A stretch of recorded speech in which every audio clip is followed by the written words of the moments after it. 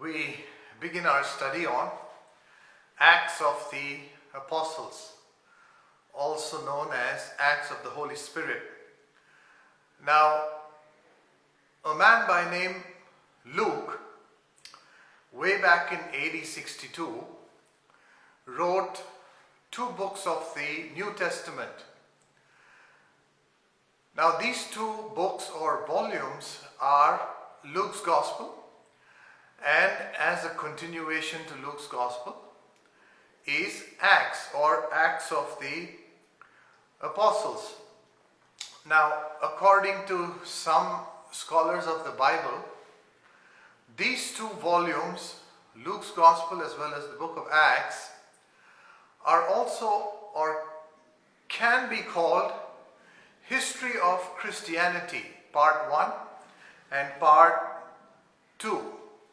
Now, the key verse of the book of Acts is Acts chapter 1 and verse 8, which says, "You will receive power when the Holy Spirit comes upon you, and you shall be my witnesses in Jerusalem and in Judea and in Samaria and to all ends of the earth." So this is the main theme of the Acts of the Apostles. So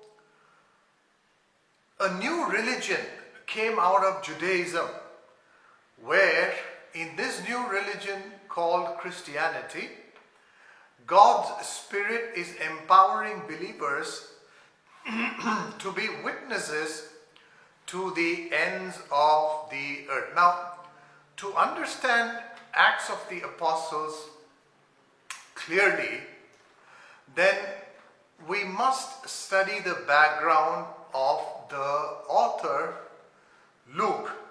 Now, there are certain very significant aspects to this man, Luke, which will help us understand why he wrote this book and what was his message through this book of Acts of the Apostles. Now, this Luke is the only Gentile author in the entire Bible. So all the 64 books, apart from Luke and Acts, were all written by Jewish authors. But Luke's Gospel and Acts of the Apostles are the only two books written purely by a Gentile author, and Luke was the only Gentile author in the whole Bible. Now, more of his background reveals to us that, firstly, Luke was a medical doctor. Now, 400 years before Jesus' time,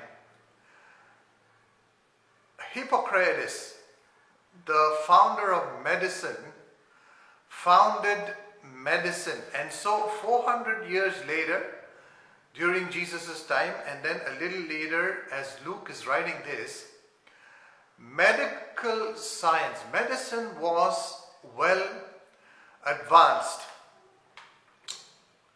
And medical doctors were usually skeptical about religion and religious faith and God. But Luke, as a doctor, was very careful. He was very observant. He dealt very carefully with each and every case that he came across. So, as a medical doctor writing this account in the book of Acts, Luke was very careful, and he made sure that his writing was very, very accurate. Also, he was a historian.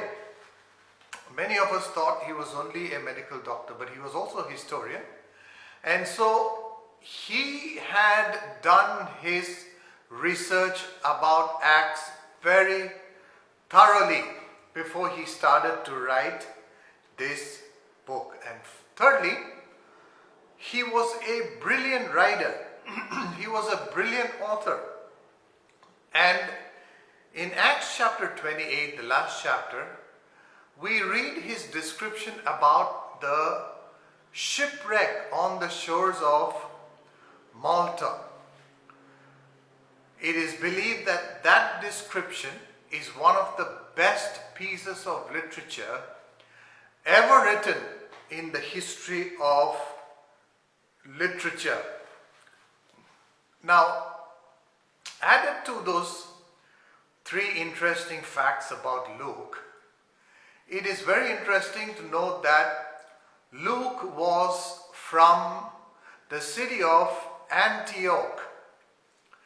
Now, this Antioch was known as the Paris of the ancient world, a highly immoral city, and everyone who wanted to have a gay time went to Antioch to enjoy their life. Incidentally, the prodigal son of Luke chapter 15, the faraway country that he went to and squandered his wealth, is the city of Antioch. That is where the prodigal son went to enjoy his gay time, in Antioch.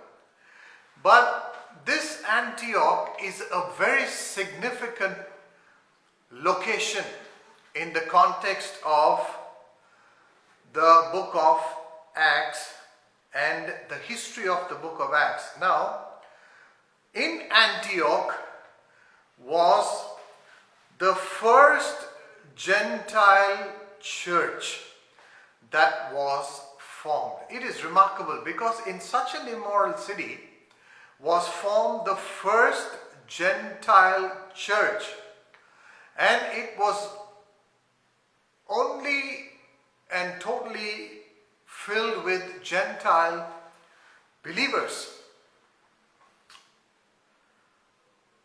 And